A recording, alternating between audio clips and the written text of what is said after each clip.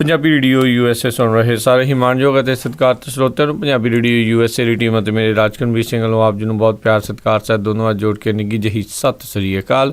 ਸਭ ਨੂੰ ਜੀਆਂ ਨੂੰ ਆਖਦੇ ਹਾਂ। ਸੋ ਤੋਂ ਪ੍ਰੋਗਰਾਮ ਖਬਰ ਤੇ ਨਜ਼ਰ ਦੇ ਵਿੱਚ ਆਪ ਸਭ ਦਾ ਸਵਾਗਤ ਹੈ। ਅੱਜ 17 ਮਾਰਚ ਦਿਨ ਵੀਰਵਾਰ ਸਵੇਰ ਦੇ ਪ੍ਰੋਗਰਾਮ ਦੇ ਵਿੱਚ ਸਾਡੇ ਨਾਲ ਜੁੜਦੇ ਨੇ ਮਲੋਟ ਸਟੂਡੀਓਜ਼ ਤੋਂ ਮਿੰਟੂ ਗੁਰੂਸਰੀਆ ਜੀ। ਇਸ ਟਾਈਮ ਸਾਡੇ ਨਾਲ ਜੁੜ ਚੁੱਕੇ ਨੇ। ਮਿੰਟੂ ਜੀ, ਜੀ ਆਇਆਂ ਨੂੰ ਪਿਆਰ ਭਰੀ ਨਿੱਘੀ ਸਤਿ ਸ੍ਰੀ ਅਕਾਲ। ਸ਼ੁਕਰੀਆ ਜੀ, ਸਾਰਿਆਂ ਨੂੰ ਪਿਆਰ ਭਰੀ ਸਤਿ ਸ੍ਰੀ ਅਕਾਲ। ਸਾਡੇ ਅੱਜ ਦੇ ਪ੍ਰੋਗਰਾਮ ਖਬਰ ਤੇ ਨਜ਼ਰ ਉਸ ਨੂੰ ਸਪਾਂਸਰ ਕਰਦੇ ਨੇ ਖਾਲਸਾ ਇੰਸ਼ੋਰੈਂਸ ਏਜੰਸੀ ਵਾਲੇ, ਜਿਨ੍ਹਾਂ ਦੇ ਕੋਲੋਂ ਹਰ ਤਰ੍ਹਾਂ ਦੀ ਇੰਸ਼ੋਰੈਂਸ ਕਰਵਾ ਸਕਦੇ ਹੋ। ਇੰਸ਼ੋਰੈਂਸ ਬਾਰੇ ਪਤਾ ਕਰਨ ਲਈ ਕਾਲ ਕਰ ਸਕਦੇ ਹੋ ਨੰਬਰ 408 272 2500 408 272 5200 ਦੇ ਉੱਤੇ। ਇਸ ਦੇ ਨਾਲ ਸੁਰਜੀਤ ਸਿੰਘ ਖੰਗੂੜਾ ਜੀ ਸੈਨ ਹੋਜ਼ੇ ਤੋਂ, ਗੁਰਦੀਪ ਸਿੰਘ ਵਿਰਦੀ ਕਲੋਵਿਸ ਤੋਂ, ਨਵਜੋਤ ਕੌਰ ਕਲੋਟੀ ਯੂਬਾ ਸਿਟੀ ਤੋਂ, ਸਤਰਾਮ ਸਿੰਘ ਸ਼ੇਰਗਿੱਲ ਸੈਲਮਾ ਤੋਂ, ਸੁਰਿੰਦਰ ਕੌਰ ਧਾਮੀ ਸੀਰੀਜ਼ ਤੋਂ, ਬਲਦੇਵ ਸਿੰਘ ਢਾਲੀਵਾਲ ਰੈਂਚੋ ਰੀਨੋ ਤੋਂ, ਸੁਰਿੰਦਰ ਸਿੰਘ ਕਾਲੋਂ ਰੈਂਚੋ ਕਡੋਵਾ ਤੋਂ, ਕਾਬਲ ਸਿੰਘ ਬੈਂਸ ਮੋਡੈਸਟੋ ਤੋਂ ਅਤੇ ਦਲਬੀਰ ਸਿੰਘ ਗਿੱਲ ਲਾਈਵ ਵੋਕ ਤੋਂ। ਇਹਨਾਂ ਸਾਰਿਆਂ ਦਾ ਬਹੁਤ ਬਹੁਤ ਧੰਨਵਾਦ। ਜੇਕਰ ਤੁਸੀਂ ਕੋਈ ਹੋਰ ਕਾਰੋਬਾਰ ਇਸ ਪ੍ਰੋਗਰਾਮ ਨੂੰ ਸਪਾਂਸਰ ਕਰਨਾ ਚਾਹੁੰਦੇ ਹੋ, ਸੰਪਰਕ ਕਰ ਸਕਦੇ ਹੋ ਨੰਬਰ 408 722 7698 408 722 7698 ਦੇ ਉੱਤੇ। ਮਿੰਟੂ ਜੀ, ਗੱਲਬਾਤ ਦਾ ਸਿਲਸਿਲਾ ਸ਼ੁਰੂ ਕਰਦੇ ਹਾਂ। ਸਭ ਤੋਂ ਜਿਹੜਾ ਜੀ ਹੌਟ ਮਸਲਾ ਜਿਹੜਾ ਇਸ ਟਾਈਮ ਬਣਿਆ SYL ਘਮਾਸਾਨ ਚੱਲ ਰਿਹਾ। ਵਿਧਾਨ ਸਭਾਵਾਂ ਦੇ ਵਿੱਚ ਇੱਕ ਦੂਜੇ ਦੇ ਮੂਹਰੇ ਧਰਨੇ ਚੱਲ ਰਹੇ ਆ। ਸੁਪਰੀਮ ਕੋਰਟ ਦਾ ਵੀ ਪੰਜਾਬ ਦੇ ਖਿਲਾਫ ਜਿਹੜਾ ਫੈਸਲਾ ਆ ਗਿਆ ਆ। ਦੋਵਾਂ ਜਿਹੜੀਆਂ ਰਾਜਾਂ ਦੀਆਂ ਅਸੈਂਬਲੀਆਂ ਦੇ ਮੂਹਰੇ ਜਿੱਦਾਂ ਦੱਸਿਆ ਵੀ ਉਹ ਡਰਾਮੇ ਹੋ ਰਹੇ ਆ। ਚੱਲ ਕੀ ਰਿਹਾ ਜੀ ਹੁਣ? ਪੂਰੀ ਲੇਟੈਸਟ ਅਪਡੇਟ ਕੀ ਆ? ਕੱਲ ਤੱਕ ਇੰਜ ਲੱਗਦਾ ਸੀਗਾ ਕਿ ਜਿਸ ਹਿਸਾਬ ਨਾਲ ਪੰਜਾਬੀ ਟੱਕਰੇ ਆ ਨਹਿਰ ਨੂੰ, ਉਹ SYL ਤੋਂ ਹਿਸਟਰੀ ਆਫ ਕੱਲ ਬਣ ਜਾਣੀ ਹੈ ਜੀ। ਇੱਕ ਅੱਧੇ ਦਿਨ ਚ ਉਹਨੂੰ ਨੇਸਤਨਾਬੂਦ ਕਰ ਦੇਣਗੇ ਪੰਜਾਬੀ ਜਿਸ ਹਿਸਾਬ ਨਾਲ ਉਹਨੂੰ ਪਕੜੇ ਆ। ਪਰ ਬਾਅਦ ਦੇ ਵਿੱਚ ਅੱਜ ਕੁਝ ਘੰਟਿਆਂ ਬਾਅਦ ਇਹ ਸਾਰੀਆਂ ਪਰਿਸਥਿਤੀਆਂ ਜਿਹੜੀਆਂ ਉਹ ਟੋਟਲੀ ਬਿਲਕੁਲ ਚੇਂਜ ਹੀ ਹੋ ਗਈਆਂ। ਹਾਲਾਂਕਿ ਅੱਜ ਡਰਾਮਾ ਜਿਹੜਾ ਸਿਆਸੀ ਡਰਾਮਾ ਜੋ ਪਿਛਲੇ ਕਈ ਦਿਨਾਂ ਤੋਂ ਚੱਲ ਰਿਹਾ, ਉਹ ਲੜੀਵਾਰ ਡਰਾਮਾ ਅੱਜ ਵੀ ਚੱਲਦਾ ਰਿਹਾ।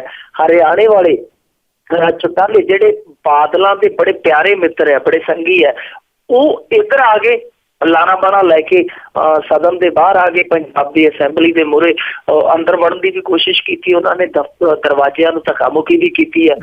ਤੇ ਨਾਲ ਦੀ ਨਾਲ ਹੀ ਸਾਡੇ ਇੱਧਰਲੇ ਜਿਹੜੇ ਕਾਂਗਰਸੀ ਸੀ ਪੰਜਾਬੀ, ਉਹ ਉਹਨਾਂ ਦੀ ਅਸੈਂਬਲੀ ਦੇ ਵਿੱਚ ਜਾ ਵੜੇ। ਉੱਥੇ ਉਹਨਾਂ ਨੇ ਉਹੀ ਕੁਝ ਕੀਤਾ ਜੋ ਕੁਝ ਇਹ ਸਾਡੇ ਕਰਕੇ। ਸਾਡੇ ਕਾਂਗਰਸੀਆਂ ਨੂੰ ਪੁੱਛਿਆ, ਭਾਈ ਤੁਸੀਂ ਕੀ ਲੈਣ ਗਏ ਸੀ? ਕਹਿੰਦੇ ਜੀ ਢਿੱਡ ਫੋਰ ਟੈਟ ਆ, ਅਗਲੇ ਦਾ ਬਦਲਾ, ਅਸੀਂ ਅਗਲੇ ਦਾ ਬਦਲਾ ਲੈਣਾ ਹੈ। ਹੁਣ ਹਰਿਆਣੇ ਵਾਲਿਆਂ ਨੂੰ ਤਾਂ ਪਾਣੀ ਚਾਹੀਦਾ, ਉਹ ਤੇ ਆਪਦਾ ਦਾਅਵਾ ਠੋਕਦੇ ਆ। ਉਹਨਾਂ ਨੇ ਤੇ ਚਲੋ ਇੰਨਾ ਕਰਨਾ ਹੋਇਆ, ਤੇ ਸਾਡੇ ਵਾਲੇ ਪਤਾ ਨਹੀਂ ਉੱਥੇ ਕੀ ਲੈਣ ਗਏ, ਸਮਝ ਨਹੀਂ ਆਈ। ਕਿਉਂਕਿ ਉਧਰ ਹੁੱਡਾ ਸਾਹਿਬ ਤੇ ਇਹਨਾਂ ਦਾ ਆਪਦਾ ਜਿਹੜਾ ਉਹ ਧਰਨੇ ਤੇ ਬੈਠਾ ਕਿ ਸਾਨੂੰ ਪਾਣੀ ਦਿਓ, ਪਰ ਇਹ ਪਤਾ ਨਹੀਂ ਉਧਰੋਂ ਕਾਹਦੀ ਗੇੜੀ ਲਾ, ਕਿਹੜਾ ਭਲਵਾਨੀ ਕਿਹੜਾ ਕੱਢ ਹੈ। ਦੂਜੇ ਪਾਸੇ ਸੁਪਰੀਮ ਕੋਰਟ ਦੇ ਵਿੱਚੋਂ ਜੋ ਆਇਆ ਉਹ ਇੱਕ ਬਹੁਤ ਮਹੱਤਵਪੂਰਨ ਜੀ। ਸੁਪਰੀਮ ਕੋਰਟ ਦੇ ਵਿੱਚੋਂ ਇਹ ਹੁਕਮ ਨਿਕਲਿਆ ਪੰਜਾਬ ਲਈ ਕਿ ਜਿਉਂ ਦੀ ਤਿਉਂ ਸਥਿਤੀ ਬਣਾ ਕੇ ਰੱਖੋ। ਮਤਲਬ ਕਿ ਜਦੋਂ ਤੱਕ ਹੁਕਮ ਨਹੀਂ ਆਉਂਦੇ ਸੁਪਰੀਮ ਕੋਰਟ ਦੇ ਦੁਆਰਾ, ਅਦਾਲਤ ਕੋਈ ਦਿਸ਼ਾ ਨਿਰਦੇਸ਼ ਤੈਅ ਨਹੀਂ ਕਰਦੀ, ਉਦੋਂ ਤੱਕ ਜਸ ਦੀ ਤਸ ਸਥਿਤੀ ਹੈ ਜਿਹੜੀ ਬਣੀ ਰਹੇ। ਯਾਨੀ ਜਿਹੜੀ ਨਹਿਰ ਹੈ ਜਿਵੇਂ ਦੀ ਤਿਵੇਂ ਉਹ ਬਰਕਰਾਰ ਰੱਖੀ ਜਾਵੇ, ਉਹਦੇ ਨਾਲ ਕੋਈ ਛੇੜ ਕੀਤੀ ਜਾਵੇ। ਉਹਦੇ ਲਈ ਇਹਨਾਂ ਨੇ ਆਪਣੇ ਜਿਹੜੇ ਮੁੱਖ ਸਕੱਤਰ ਹੈ ਪੰਜਾਬ ਦੇ, ਉਹਨੂੰ ਔਰ DGP ਨੂੰ ਉਹ ਰਿਸੀਵਰ ਵੀ ਨਿਯੁਕਤ ਕਰ ਦਿੱਤਾ ਸੁਪਰੀਮ ਕੋਰਟ ਵੱਲੋਂ ਕਿ ਹੁਣ ਇਹਨਾਂ ਨੇ ਵੇਖਣਾ। ਉਦੋਂ ਹੁਕਮ ਆਏ ਤਾਂ ਨਾਲ ਦੀ ਨਾਲ ਜਿਹੜੀਆਂ JCB ਉਹ ਜਿਹੜੀਆਂ ਬਿਲਕੁਲ ਜਿਵੇਂ ਕਹਿ ਲਈਏ ਕਿ ਪੂਰੀ ਰਫਤਾਰ ਨਾਲ ਚੱਲਦੀਆਂ ਪਈਆਂ ਸੀ, ਭਮੀਰੀ ਵਾਂਗੂ ਘੁੰਮੀਆਂ ਫਿਰਦੀਆਂ ਸੀ, ਉਹਨਾਂ ਨੂੰ ਅਚਾਨਕ ਬ੍ਰੇਕਾਂ ਲੱਗ ਗਈਆਂ, ਸਟੇ ਹੋ ਗਿਆ। ਦੂਜੇ ਪਾਸੇ ਜੇ ਹਰਿਆਣੇ ਦੀ ਗੱਲ ਕਰੀਏ ਤੇ ਹਰਿਆਣੇ ਦੇ ਵਿੱਚ ਬੜੀ ਸਿਆਸਤ ਗਰਮਗਾਈ ਪੂਰੀ ਗਹਿਮ ਚ ਗਰਮਾਈ ਹੋਈ ਹੈ ਸਿਆਸਤ। ਇਹਨਾਂ ਨੇ ਇੱਕ ਪੱਤਰ ਵੀ ਲਿਖਤਾ ਅਰਵਿੰਦ ਕੇਜਰੀਵਾਲ ਨੂੰ ਕਿ ਅਸੀਂ ਤੁਹਾਡਾ ਪਾਣੀ ਬੰਦ ਕਰਦੇ ਪਏ, ਕਿਉਂਕਿ ਅਰਵਿੰਦ ਕੇਜਰੀਵਾਲ ਪੰਜਾਬ ਦੇ ਹੱਕ ਚ ਬੋਲਿਆ ਸੀ। ਉਹ ਕਹਿੰਦੇ ਕਿ ਅਸੀਂ ਤੁਹਾਡਾ ਜਿਹੜਾ ਪਾਣੀ ਬੰਦ ਕਰਾਂਗੇ ਕਿਉਂਕਿ ਸਾਡੀ ਨਹਿਰ ਹੈ ਜਿਹੜੀ ਭਾਖੜਾ ਨਹਿਰ, ਉਹ ਤੁਹਾਡਾ ਪਾਣੀ ਢੋ ਕੇ ਲਿਆਉਂਦੀ ਹੈ ਹਿੱਸੇ ਦਾ ਪੰਜਾਬ ਚੋਂ ਤੇ ਅੱਗੇ ਤੁਹਾਡੇ ਤੱਕ ਜਾਂਦਾ। ਉਹਦੇ ਕਰਕੇ ਸਾਡਾ ਜਿਹੜਾ ਪਾਣੀ ਪੰਜਾਬ ਤੋਂ ਅਸੀਂ ਵੱਧ ਲਿਆਉਣਾ ਹੁੰਦਾ ਭਾਖੜਾ ਮੇਨ ਨਹਿਰ ਦੇ ਵਿੱਚੋਂ, ਤਾਂ ਉਹ ਸਾਡਾ ਮਰਦਾ ਪਾਣੀ ਅਸੀਂ ਤੁਹਾਨੂੰ ਨਹੀਂ ਦਿਆਂਗੇ। ਇਹ ਕਾਰਨ ਇਹ ਸੀਗਾ ਕਿ ਅਰਵਿੰਦ ਕੇਜਰੀਵਾਲ ਇੱਥੇ ਪੰਜਾਬ 'ਚ ਆ ਕੇ ਪੰਜਾਬ ਦੇ ਹੱਕ 'ਚ ਬੋਲਿਆ, ਔਰ ਇਹ ਤਾਂ ਕੀਤਾ ਗਿਆ ਕਿ ਇੱਕ ਤੇ ਉਸ ਨੂੰ ਬੋਲਣ ਦੀ ਸਜ਼ਾ ਦਿੱਤੀ ਜਾਵੇ, ਦੂਜਾ ਦਿੱਲੀ ਦੇ ਵਿੱਚ ਥੋੜਾ ਜਿਹਾ ਦਿਖਾਇਆ ਜਾਵੇ ਕਿ ਇਹ ਤੇ ਲੋਕਾਂ ਨੂੰ ਇਹਨੇ ਉੱਤੇ ਕੀ ਲਿਜਾਣਾ ਸੀ ਜਾਂ ਕਰਵਾ ਪਾ ਰਿਹਾ। ਸੋ ਹਰਿਆਣਾ ਕੁਝ ਇਹੋ ਜਿਹੀਆਂ ਨੀਤੀਆਂ ਕਰਦਾ ਪਿਆ। ਇੱਕ ਉਧਰ ਉਹਨਾਂ ਦਾ ਮੰਤਰੀ ਹੈ ਕੈਪਟਨ ਅਭਿਮਨਿਊ, ਉਹਨੇ ਆਖ ਦਿੱਤਾ, ਮੈਂ ਕਿਹਾ ਪੂਰੀ ਜਾਣ ਨਹਿਰ ਪੰਜਾਬੀ ਕੋਈ ਚੱਕਰ ਹੀ ਨਹੀਂ, ਸਾਨੂੰ ਪਟਾਉਣੀ ਆਉਂਦੀ ਹੈ, ਜਿੱਦਣ ਸਾਡੀ ਵਾਰੀ ਆਈ ਅਸੀਂ ਆਪੇ ਪਟਾ ਲੈਣੀ ਹੈ। ਉਹ ਇਸ ਤਰ੍ਹਾਂ ਦੀਆਂ ਧਮਕੀਆਂ ਵੀ ਦੇਈ ਜਾਂਦਾ। ਪਰ ਮਹੱਤਵਪੂਰਨ ਸਵਾਲ ਇੱਥੇ ਇਹ ਬਿਆਨ, ਇਹ ਸਿਆਸੀ ਡਰਾਮੇ ਸਭ ਕੁਛ ਨਹੀਂ ਹੈ। ਮਹੱਤਵਪੂਰਨ ਸਵਾਲ ਇਹ ਆ ਕਿ ਹੁਣ JCB ਬ੍ਰੇਕਾਂ ਜਿਹੜੀਆਂ JCB ਦੀਆਂ ਬ੍ਰੇਕਾਂ ਉਹ ਲੱਗਣਗੀਆਂ ਪੂਰੀ ਤਰ੍ਹਾਂ ਕਿ ਜਾਂ JCB ਜਿਹੜੀਆਂ ਉਹ ਚੱਲਣਗੀਆਂ। ਕਿਉਂਕਿ ਅੱਜ ਜਿਵੇਂ ਹੀ ਉਥੋਂ ਹੁਕਮ ਹੋਏ ਸੁਪਰੀਮ ਕੋਰਟ ਦੇ ਵਿੱਚੋਂ, ਕੁਝ ਇਲਾਕਿਆਂ ਨੂੰ ਛੱਡ ਕੇ ਬਾਕੀ ਥਾਵਾਂ ਤੇ ਨਹਿਰ ਪੂਰਨ ਦਾ ਜਿਹੜਾ ਕੰਮ ਸੀ ਉਹ ਹੋ ਗਿਆ। ਪਰ ਪ੍ਰਕਾਸ਼ ਸਿੰਘ ਬਾਦਲ, ਜੇ ਉਹਨਾਂ ਦੀ ਗੱਲ ਕਰੀਏ, ਉਹਨਾਂ ਨੇ ਅੱਜ ਸੋਮਵਾਰ ਇੱਕ ਗੱਲ ਕਹੀ ਸੀ ਬਹੁਤ ਤਗੜੀ। ਕਹਿੰਦੇ ਸੀ ਆਜੇ ਜਿਹੜਾ ਹੁਕਮ ਆਉਣਾ ਹੈ, ਜੋ ਵੀ ਹੁਕਮ ਹੋਣਾ ਅਦਾਲਤ 'ਚੋਂ ਹੋ ਜਾਵੇ, ਜੋ ਵੀ ਫੈਸਲਾ ਆਉਣਾ ਸਾਡੇ ਖਿਲਾਫ ਆ ਜਾਵੇ, ਜਿੰਨੇ ਵੀ ਜ਼ੋਰ ਲਾਉਣਾ ਲਾ ਲਵੇ, ਅਸੀਂ ਕਿਸੇ ਵੀ ਹਾਲਤ ਦੇ ਵਿੱਚ ਪਾਣੀ ਦੀ ਬੂੰਦ ਨਹੀਂ ਜਾਣ ਦਿਆਂਗੇ। ਸੋ ਫੈਸਲਾ ਤੇ ਆ ਗਿਆ। ਇਹ ਕਹਿੰਦੇ ਸੀ ਕਿ ਅਸੀਂ ਕੋਈ ਫੈਸਲਾ ਨਹੀਂ ਮੰਨਣਾ। ਹੁਣ ਦੇਖਦੇ ਆ ਇਹ ਫੈਸਲੇ ਤੇ ਫੁੱਲ ਚਾੜਦੇ ਆ ਜਾਂ ਫੈਸਲੇ ਨੂੰ ਠੋਕਰ ਮਾਰਦੇ ਆ। ਜੀ, ਇਹ ਤਾਂ ਹੁਣ ਉਲਟਾ ਗਿਆ ਨਾ। ਬਿਲਕੁਲ ਜੀ। ਗੱਲ ਤੇ ਇਹ ਆ ਵੀ ਹੁਣ ਬਾਦਲ ਸਾਹਿਬ ਨੇ ਜਿੱਦਾਂ ਉਹ ਕਹਿੰਦੇ ਆ ਭੋਲਾ ਜਿਹਾ ਮੂੰਹ ਬਣਾ ਕੇ ਹੱਥ ਜੋੜ ਕੇ ਕਹਿ ਦੇਣਾ, ਦੇਖੋ ਜੀ ਅਸੀਂ ਤਾਂ ਪੂਰੀ ਕੋਸ਼ਿਸ਼ ਕੀਤੀ ਪਾਣੀ ਬਚਾਉਣ ਦੀ, ਪਰ ਹੁਣ ਸੁਪਰੀਮ ਕੋਰਟ ਦੀ ਤਾਂ ਸਾਨੂੰ ਮੰਨਣੀ ਪੈਣੀ ਆ। ਇਹ ਲੋਕਾਂ ਦੀਆਂ ਅੱਖਾਂ 'ਚ ਵਾਹਵਾ ਘੱਟਾ ਜਿਹੜਾ ਇਹਨਾਂ ਨੇ ਪਾ ਹੀ ਲੈਣਾ ਇਹ ਗੱਲਾਂ ਦੇ ਨਾਲ। ਅਗਲੀ ਜਿਹੜੀ ਆਪਾਂ ਗੱਲ ਕਰਦੇ ਵੀ ਭਾਰਤ ਮਾਤਾ ਵਾਲਾ ਇੱਕ ਨਾਰਾ ਨਾ ਕਹਿਣ ਦੇ ਉੱਤੇ ਜਿਹੜਾ ਵਿਧਾਇਕ ਆ ਸਦਨ 'ਚੋਂ ਸਸਪੈਂਡ ਕਰ ਦਿੱਤਾ, ਜਦ ਕਿ ਇਹ ਕੋਈ ਕਹਿਣਾ ਲਾਜ਼ਮੀ ਵੀ ਨਹੀਂ ਹੈਗਾ। ਬਿਲਕੁਲ। ਅੱਗੇ ਤੇ ਜਿਹੜਾ ਮੁਰਦਾਬਾਦ ਕਹਿੰਦਾ ਸੀਗਾ ਉਹ ਦੇਸ਼ ਧਰੋਹੀ ਸੀ। ਹੁਣ ਜਿਹੜਾ ਜਿੰਦਾਬਾਦ ਨਹੀਂ ਕਹਿੰਦਾ, ਜੈ ਮਾਤਾ ਦੀ ਨਹੀਂ ਕਹਿੰਦਾ, ਭਾਰਤ ਮਾਤਾ ਦੀ ਜੈ ਨਹੀਂ ਕਹਿੰਦਾ, ਹੁਣ ਉਹ ਦੇਸ਼ ਧਰੋਹੀ ਹੋ ਗਿਆ। ਇਹ ਪਤਾ ਨਹੀਂ ਦੇਸ਼ ਧਰੋਹੀ ਦੀ ਪਰਿਭਾਸ਼ਾ ਕਿੱਥੇ ਖੜਨੀ ਹੈ। ਇਹ ਅਸਲ ਦੇ ਵਿੱਚ ਇਹ ਮੁੱਦਾ ਸੀਗਾ ਜਿਹੜਾ ਇਹ ਉੱਠਿਆ ਸੀਗਾ ਮੋਹਨ ਭਾਗਵਤ ਦੇ ਬਿਆਨ ਨਾਲ।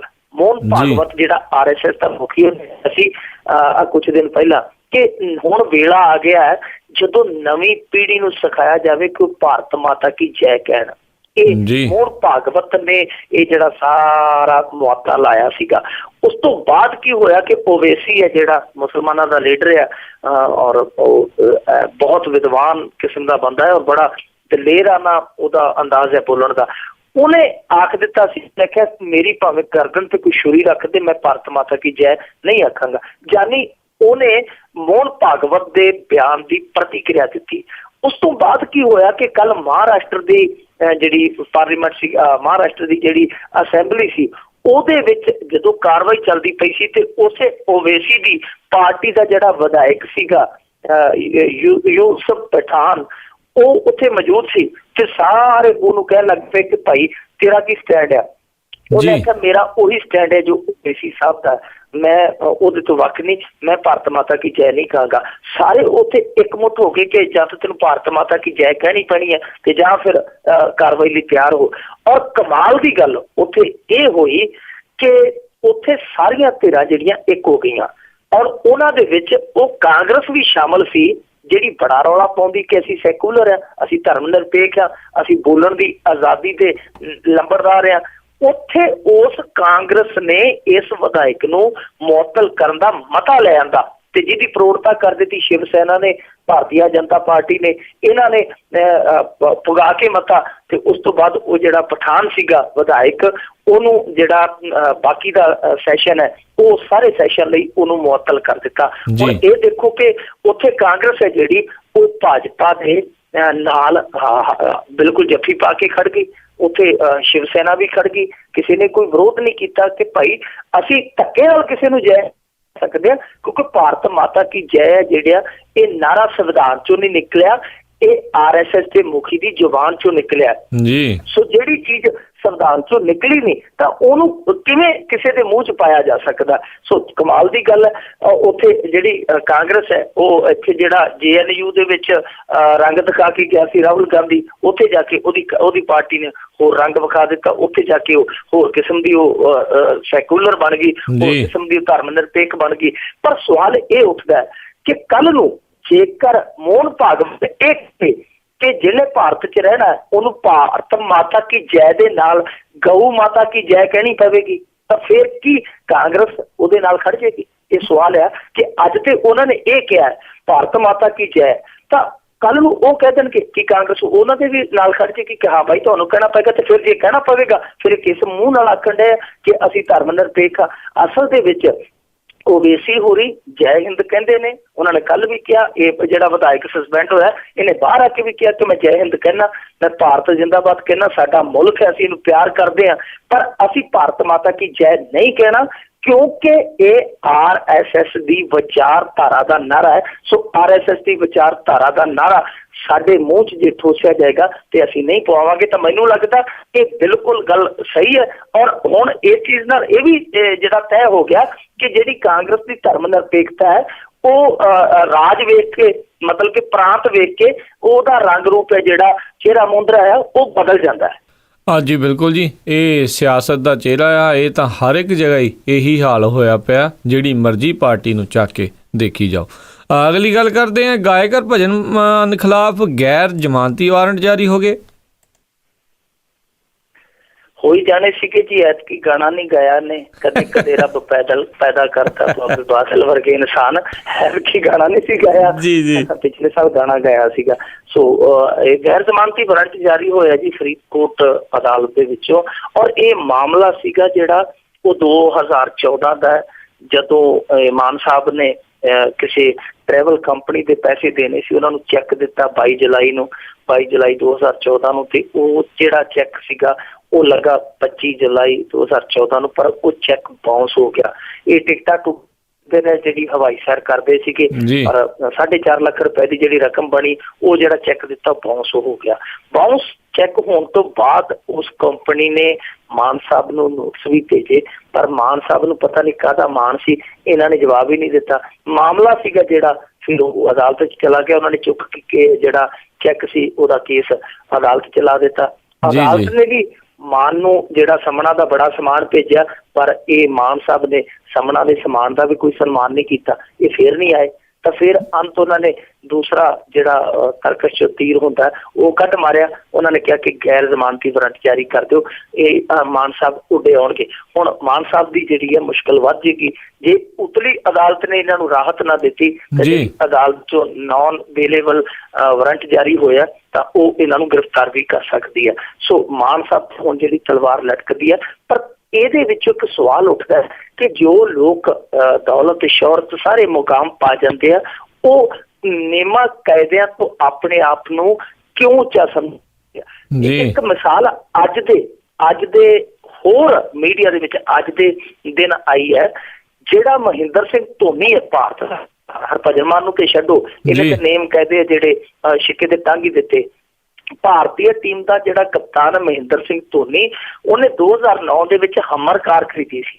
ਹਮਰ ਕਾਰ ਖਰੀਦ ਕੇ ਉਹ ਭਾਰਤ ਲਿਆ, ਉਹਦੀ ਕੀਮਤ ਜਿਹੜੀ ਸੀ 1 ਕਰੋੜ ਰੁਪਇਆ ਸੀ। ਪਰ ਜਦੋਂ ਨੇ ਉਹ ਗੱਡੀ ਦੀ ਰਜਿਸਟ੍ਰੇਸ਼ਨ ਕਰਵਾਈ ਤਾਂ ਉਸ ਸਮੇਂ ਗੱਡੀ ਦਾ ਜਿਹੜਾ ਹਮਰ ਦਾ ਨੰਬਰ ਸੀ ਉਹ ਤੇ ਉਹੀ ਰਿਹਾ, ਮਹਿੰਦਰ ਸਿੰਘ ਧੋਨੀ ਜਿਹੜਾ ਓਨਰ ਸੀ ਉਹ ਤਾਂ ਉਹੀ ਰਿਹਾ, ਮਹਿੰਦਰ ਸਿੰਘ ਧੋਨੀ ਦਾ ਜਿਹੜਾ ਪਿਤਾ ਸੀ ਪਾਨ ਸਿੰਘ ਉਹ ਤਾਂ ਉਹੀ ਰਿਹਾ, ਸਭ ਕੁਛ ਉਹੀ ਰਿਹਾ, ਐਡਰੈਸ ਪਤਾ ਨਾ ਗੱਡੀ ਦਾ। ਪਰ ਗੱਡੀ ਜਾਂਦੀ ਕਾਗਜ਼ਾਂ ਦੇ ਵਿੱਚ ਧੋਨੀ ਸਾਹਿਬ ਦੇ ਘਰੋਂ ਜਾਂਦੀ RTA ਦੇ ਦਫ਼ਤਰ ਉਹ ਮਹਿੰਦਰਾ ਬਣ ਗਈ। ਯਾਨੀ ਹਮਰ ਗੱਡੀ ਕਾਗਜ਼ਾਂ ਦੇ ਵਿੱਚ ਮਹਿੰਦਰਾ ਹੋ ਗਈ। ਕਾਹਦੇ ਕਰਕੇ? ਕਿਉਂਕਿ ਜੇਕਰ ਉਹ ਹਮਰ ਰਜਿਸਟ੍ਰੇਸ਼ਨ ਕਰਾਉਂਦਾ ਤਾਂ ਉਹ ਬੰਨਾ ਸੀਗਾ ਕਰੋੜ ਦਾ 4% ਲਾ ਲਓ 4 ਲੱਖ ਰੁਪਇਆ, ਤੇ ਸਕਾਰਪੀਓ 'ਚ ਸਰ ਗਿਆ 35,000 'ਚ। ਸੋ ਮਹਿੰਦਰ ਸਿੰਘ ਧੋਨੀ ਹੋਰਾਂ ਨੇ ਉਧਰ ਵੀ ਸ਼ਾਟ ਮਾਰ ਦਿੱਤਾ। ਹੁਣ ਦੇਖੋ ਮਹਿੰਦਰ ਸਿੰਘ ਧੋਨੀ ਨੂੰ ਕੋਈ ਕਮੀ ਹੈ ਕਿਸੇ ਚੀਜ਼ ਦੀ, ਕੋਈ ਕਿੱਲਤ ਹੈ?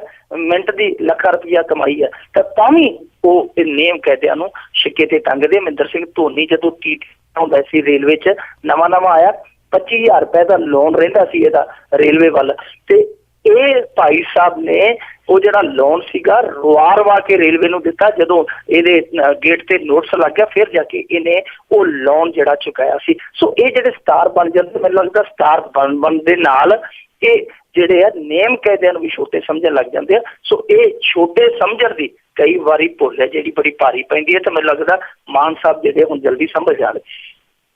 ਜੀ ਜੀ ਬਿਲਕੁਲ ਜੀ, ਅਜੇ ਉਹਨਾਂ ਸੰਭਲੇ ਫਿਰ, ਨਹੀਂ ਤਾਂ ਸ਼ਾਇਦ ਇਹੀ ਚੀਜ਼ ਰਹਿ ਗਈ ਸੀਗੀ ਵੀ ਹੁਣ ਹੱਥਕੜੀਆਂ ਦੇ ਨਾਲ ਤਸਵੀਰਾਂ ਆਉਣੀਆਂ ਬਾਕੀ ਆ। ਅਗਲੀ ਜਿਹੜੀ ਆਪਾਂ ਗੱਲ ਕਰਦੇ ਵੀ ਹੁਣ ਚੁਟਕਲਿਆਂ ਰਾਹੀਂ ਸਰਦਾਰਾਂ ਦਾ ਮਜ਼ਾਕ ਨਹੀਂ ਉਡਾਇਆ ਜਾਵੇਗਾ, ਸੁਪਰੀਮ ਕੋਰਟ ਦਾ ਆਦੇਸ਼ ਆ। ਸੁਪਰੀਮ ਕੋਰਟ ਦੇ ਵਿੱਚ ਸੁਣਵਾਈ ਸ਼ੁਰੂ ਹੋ ਗਈ ਜੀ 2-3 ਮਹੀਨਿਆਂ ਤੋਂ। ਅੱਜ ਵੀ ਤਰੀਕ ਸੀਗੀ ਸੁਪਰੀਮ ਕੋਰਟ ਦੇ ਵਿੱਚ, ਉਹਨਾਂ ਨੇ ਰੱਖਿਆ ਸੀਗਾ ਅੱਜ ਦੀ ਤਰੀਕ ਦੇ ਵਿੱਚ ਇਹ ਸੁਣਵਾਈ ਦਾ ਪੱਖ ਕਿ ਤੁਸੀਂ ਸੁਝਾਅ ਦਿਓ ਕਿ ਕਿਸ ਤਰ੍ਹਾਂ ਰੋਕ ਲਾਈ ਜਾ ਸਕਦੀ ਹੈ। ਸੋ ਅੱਜ SGPC ਨੇ ਵੀ ਆਪਣਾ ਪੱਖ ਰੱਖਿਆ, ਦਿੱਲੀ ਕਮੇਟੀ ਵੀ ਕੇਸ ਲੜਦੀ ਪਈ, ਔਰ ਇੱਕ ਬੀਬੀ ਹੈ ਜਿਹੜੀ, ਹਾਲਾਂਕਿ ਉਸ ਬੀਬੀ ਨੂੰ ਹੁਣ ਫਰੇਮ 'ਚੋਂ ਬਾਹਰ ਕਰ ਦਿੱਤਾ ਗਿਆ ਕਿਉਂਕਿ ਵਾਰੀ ਕ੍ਰੈਡਿਟ ਲੈਣ ਦੀ ਆ ਜਾਣੀ ਹੈ, ਜਿਹਨੇ ਕੇਸ ਇੱਥੋਂ ਤੱਕ ਲਿਆਂਦਾ ਉਹ ਬੀਬੀ ਵੀ ਤੇਰਾ। ਸੋ ਸਾਰਾ ਕੁਛ ਜਿਹੜਾ ਕੁੱਲ ਮਿਲਾ ਕੇ ਦੇਖੀਏ ਤਾਂ ਸੁਪਰੀਮ ਕੋਰਟ ਨੇ ਸਾਫ਼ ਕਰ ਦਿੱਤਾ, ਪਿਛਲੀ ਸੁਣਵਾਈ ਕਿਹਾ ਸੀਗਾ ਕਿ ਸਿੱਖ ਹੈ ਜਿਹੜੇ ਉਹ ਬਹੁਤ ਮਹਾਨ ਕੌਮ ਹੈ, ਇਹ ਟਿੱਪਣੀ ਦਿੱਤੀ ਸੀਗੀ। ਤੇ ਇਸ ਵਾਰ ਵੀ ਉਹਨਾਂ ਨੇ ਕਿਹਾ ਕਿ ਚੁਟਕਲਿਆਂ ਰਾਹੀਂ ਸਰਦਾਰਾਂ ਦਾ ਹੁਣ ਮਜ਼ਾਕ ਨਹੀਂ ਉਡਾਇਆ ਜਾਏਗਾ। ਸੁਪਰੀਮ ਕੋਰਟ ਨੇ ਸਾਫ਼ ਕਰ ਦਿੱਤਾ ਤੇ ਲੱਗਦਾ ਇਹ ਹੈ ਕਿ ਆਉਣ ਵਾਲੇ ਦਿਨਾਂ ਦੇ ਵਿੱਚ ਕੋਈ ਵੱਡਾ ਫੈਸਲਾ ਆ ਸਕਦਾ ਹੈ। ਪਰ ਸਵਾਲ ਇਹ ਉੱਠਦਾ ਹੈ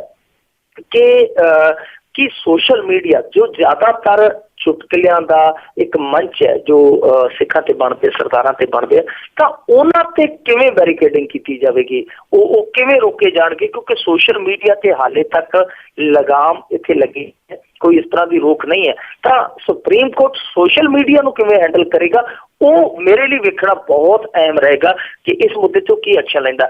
ਪਰ ਠੀਕ ਹੈ, ਚਲੋ ਸੋਸ਼ਲ ਮੀਡੀਆ ਜੇ ਛੱਡ ਵੀ ਦਈਏ, ਉਹਨਾਂ ਵੈਬਸਾਈਟਾਂ ਤੇ ਕਾਰਵਾਈ ਜ਼ਰੂਰ ਹੋਣੀ ਚਾਹੀਦੀ ਜੀ ਜਿਨ੍ਹਾਂ ਦੀ ਗਿਣਤੀ 5000 ਦੇ ਕਰੀਬ ਹੈ, ਜੋ ਇਹ ਸੰਤਾ ਬੰਤਾ ਨਾਮੀ ਚੁਟਕਲੇ ਜਾਂ ਹੋਰ ਏਦਾਂ ਦੀਆਂ ਸੀਰੀਜ਼ਾਂ ਚਲਾ ਕੇ ਜੋ ਕਮਾਈ ਕਰ ਰਹੀਆਂ ਨੇ, ਇੱਕ ਕੌਮ ਦੇ ਅਕਸ ਨੂੰ ਢਾਹ ਲਾ ਕੇ ਜੋ ਪੈਸੇ ਵਟ ਰਹੀਆਂ, ਘੱਟੋ ਘੱਟ ਇਹੋ ਜਿਹੀਆਂ ਜਿਹੜੀਆਂ ਇਹ ਸਾਈਟਾਂ ਨੇ, ਇਹੋ ਜਿਹੇ ਜਿਹੜੇ ਇਹ ਕੰਪਨੀਆਂ ਨੇ, ਇਹਨਾਂ ਤੇ ਘੱਟੋ ਘੱਟ ਲਗਾਮ ਜਿਹੜੀ ਹੈ ਕੱਸੀ ਜਾਵੇ ਤਾਂ ਚੰਗੀ ਹੈ। ਪਰ ਇਹ ਵੇਖਣਾ ਦਿਲਚਸਪ ਹੋਏਗਾ ਕਿ ਸੋਸ਼ਲ ਮੀਡੀਆ ਤੇ ਇਸ ਮਾਮਲੇ 'ਚ ਸੁਪਰੀਮ ਕੋਰਟ ਦਾ ਰੁਖ ਕੀ ਰਹਿੰਦਾ। ਪਰ ਇੱਕ ਰੁਖ ਸੁਪਰੀਮ ਕੋਰਟ ਨੇ ਜਿਹੜਾ ਉਹ ਤੈਅ ਕਰ ਦਿੱਤਾ ਕਿ ਇਸ ਮਾਮਲੇ 'ਚ ਸੁਪਰੀਮ ਕੋਰਟ ਹੈ ਜਿਹੜਾ ਸਖਤੀ ਨਾਲ ਨਿਪਟੇਗਾ। ਜੀ ਜੀ ਅਗਲੀ ਜਿਹੜੀ ਆਪਾਂ ਗੱਲ ਕਰਦੇ ਹਾਂ ਵੀ ਬਟਾਲਾ ਛੇੜਛਾੜ ਕਾਂਡ, ਮੁੱਖ ਮੁਲਜ਼ਮ ਸਮੇਤ 3 ਦੋਸ਼ੀ ਕਾਬੂ। ਇਹ ਜਿਹੜੀ ਕਹਾਣੀ ਸਾਹਮਣੇ ਆਈ ਹੈ, ਇੱਕ ਮੁੱਖ ਮੁਲਜ਼ਮ ਫੜਿਆ, ਉਹਦੀ ਤਸਵੀਰ ਵੀ ਸਾਹਮਣੇ ਆਈ ਹੈ, ਗੰਜਾ ਜਿਹਾ, ਛੋਟੀ ਜਿਹੀ ਉਮਰ ਦਾ, ਪਰ ਉਹਨੇ ਜੋ ਦਰਿੰਦਗੀ ਕੀਤੀ ਉਹਦੀ ਭਿਆਨਕਤਾ ਬਹੁਤ ਵਿਕਰਾਲ ਹੈ। ਪਰ ਜਿਹੜਾ ਅਸਲ ਸਵਾਲ ਹੈ ਉਹ ਇਹ ਹੈ ਕਿ ਘਟਨਾ ਦੀ ਵਜ੍ਹਾ ਕੀ ਸੀ। ਘਟਨਾ ਦੀ ਵਜ੍ਹਾ ਇਹ ਸੀ ਕਿ ਜਿਹੜਾ ਮੁੱਖ ਮੁਲਜ਼ਮ ਹੈ ਸਾਜਨ ਮਸੀਹ ਕਿਸੇ ਕੁੜੀ ਦੇ ਨਾਲ ਫਰੈਂਡਸ਼ਿਪ ਕਰਨੀ ਚਾਹੁੰਦਾ ਸੀ, ਉਸ ਕੁੜੀ ਨੇ ਨਕਾਰ ਦਿੱਤਾ ਇਹਦਾ ਪ੍ਰਪੋਜ਼ਲ। ਉਸ ਤੋਂ ਬਾਅਦ ਇਹਨੇ ਤੰਗ ਕਰਨਾ ਸ਼ੁਰੂ ਕਰ ਦਿੱਤਾ, ਸ਼ਿਕਾਇਤ ਗਈ ਅਧਿਆਪਕਾਂ ਤੱਕ, ਫਿਰ ਮਾਪਿਆਂ ਤੱਕ, ਫਿਰ ਪੁਲਿਸ ਤੱਕ ਵੀ ਗਈ ਸ਼ਿਕਾਇਤ। ਹੁਣ ਇੱਥੇ ਪੁਲਿਸ ਤੱਕ ਸ਼ਿਕਾਇਤ ਗਈ ਹੈ, ਪਰ ਫਿਰ ਬਾਵਜੂਦ ਇਸ ਤੇ ਇਹ ਸਭ ਕੁਛ ਵਾਪਰ ਗਿਆ। ਇਹੀ ਰੀਜ਼ਨ ਹੈ ਕਿ ਸਾਡੇ ਇੱਥੇ ਜੁਰਮ ਹੈ ਜਿਹੜਾ ਉਹ ਘਟਦਾ ਨਹੀਂ ਵੱਧਦਾ ਹੈ। ਲੁਧਿਆਣੇ ਦੇ ਵਿੱਚ ਵੀ ਇੱਕ ਇਸ ਤਰ੍ਹਾਂ ਦੀ ਘਟਨਾ ਵਾਪਰੀ ਸੀ ਪਿਛਲੇ ਸਾਲ। ਪਹਿਲਾਂ ਉਹਨਾਂ ਨੇ ਬਲਾਤਕਾਰ ਕੀਤਾ ਇੱਕ ਬੱਚੀ ਦੇ ਨਾਲ, 3-4 ਮਹੀਨਿਆਂ ਬਾਅਦ ਉਹ ਜ਼ਮਾਨਤ ਤੇ ਆ ਗਏ ਤੇ ਫਿਰ ਉਹਨਾਂ ਨੇ ਘਰੇ ਵੜ ਕੇ ਉਸ ਵਿਕਟਮ ਨੂੰ ਜਿਉਂਦੀ ਨੂੰ ਸਾੜ ਦਿੱਤਾ ਸੀ। ਆ ਪਿਛਲੇ ਸਾਲ ਦੀ ਗੱਲ ਹੈ। ਤਾਂ ਇੱਥੇ ਵੀ ਦੇਖੋ ਸ਼ਿਕਾਇਤ ਪੁਲਿਸ ਤੱਕ ਪਹੁੰਚਦੀ ਹੈ, ਪਰ ਫਿਰ ਵੀ ਕੋਈ ਠੋਸ ਉਪਾਅ ਨਹੀਂ ਕੱਢਿਆ ਜਾਂਦਾ, ਕੋਈ ਹੱਲ ਨਹੀਂ ਕੱਢਿਆ ਜਾਂਦਾ। ਤੇ ਆਖਰ ਨੂੰ ਇਹ ਹੁੰਦਾ ਕਿ ਉਹ ਨਫ਼ਰਤ ਦੀ ਅੱਗ 'ਚ ਸੜਿਆ ਜਿਹੜਾ ਉਹ ਇੱਕ ਤਰਫ ਪਿਆਰ ਦੇ ਵਿੱਚ ਪਾਗਲ ਹੋਇਆ ਬੰਦਾ, ਜਿਹੜਾ ਮੁੰਡਾ ਜਿਹੜਾ ਦੋਸ਼ੀ, ਉਹ ਇਹ ਕਰੂਰਤਾ ਕਰ ਜਾਂਦਾ ਹੈ। ਉਹ ਆਪਣੇ ਇੱਕ ਸਾਥੀ ਦੇ ਨਾਲ ਗਲਾਸ ਭਰ ਕੇ ਤੇਜ਼ਾਬ ਹੈ ਜਿਹੜਾ ਉਹ 4-5 ਕੁੜੀਆਂ ਜਦੋਂ ਇਕੱਠੀਆਂ ਗਰੁੱਪ ਦੇ ਰੂਪ 'ਚ ਜਾਂਦੀਆਂ ਤਾਂ ਉਹ ਸੁੱਟ ਜਾਂਦਾ ਹੈ। ਹੁਣ ਇੱਕ ਸਵਾਲ ਹੋਰ ਉੱਠਦਾ ਹੈ, ਜਦੋਂ ਇੱਕ ਬਰਨਾਲੇ ਦੀ ਕੁੜੀ ਲੁਧਿਆਣੇ ਦੇ ਵਿੱਚ ਤੇਜ਼ਾਬ ਪਾ ਕੇ ਸਾੜ ਦਿੱਤੀ ਗਈ ਸੀ ਤਾਂ ਸੁਪਰੀਮ ਕੋਰਟ ਤੋਂ ਨਾਲ ਦੀ ਨਾਲ ਆਦੇਸ਼ ਜਾਰੀ ਹੋ ਗਏ ਸਨ, ਗਾਈਡਲਾਈਨ ਬਣ ਗਈ ਸੀਗੀ ਕਿ ਇਹ ਅਗਸਤ 2014 ਤੋਂ ਬਾਅਦ ਸ਼ਾਇਦ, ਕਿ ਕੋਈ ਵੀ ਦੁਕਾਨਦਾਰ ਹੈ ਜਿਹੜਾ ਉਹ ਬਿਨਾਂ ID ਪ੍ਰੂਫ ਤੋਂ, ਬਿਨਾਂ ਲਿਖਤ ਪੜ੍ਹ ਤੋਂ ਕਿਸੇ ਨੂੰ ਤੇਜ਼ਾਬ ਨਹੀਂ ਵੇਚੇਗਾ। ਪਰ ਉਹੀ ਸਵਾਲ ਫਿਰ ਕਿ ਪੰਜਾਬ ਦੇ ਵਿੱਚ ਆ ਕੇ SYL ਦੇ ਮੁੱਦੇ ਤੇ ਤਾਂ ਸ਼ਾਇਦ ਹੁਣ ਹੁਕਮਾਂ ਤੇ ਫੁੱਲ ਚੜ੍ਹ ਜਾਣੇ ਆ, ਪਰ ਜਿਹੜੇ ਕੰਮ ਕਰਨ ਵਾਲੇ ਹੁੰਦੇ ਆ, ਅਮਲ ਕਰਨਾ ਜ਼ਰੂਰੀ ਬਣਦਾ, ਉਹ ਇੱਥੇ ਅਮਲ 'ਚ ਨਹੀਂ ਲਿਆਂਦੇ ਜਾਂਦੇ। ਸੋ ਉਹ ਜਿਹੜੇ ਪੰਜਾਬ ਦੇ ਵਿੱਚ ਹਾਲ ਇਹ ਹੈ ਕਿ ਉਹ ਵਿਕਰੀ ਅੱਜ ਵੀ ਜਾਰੀ ਹੈ।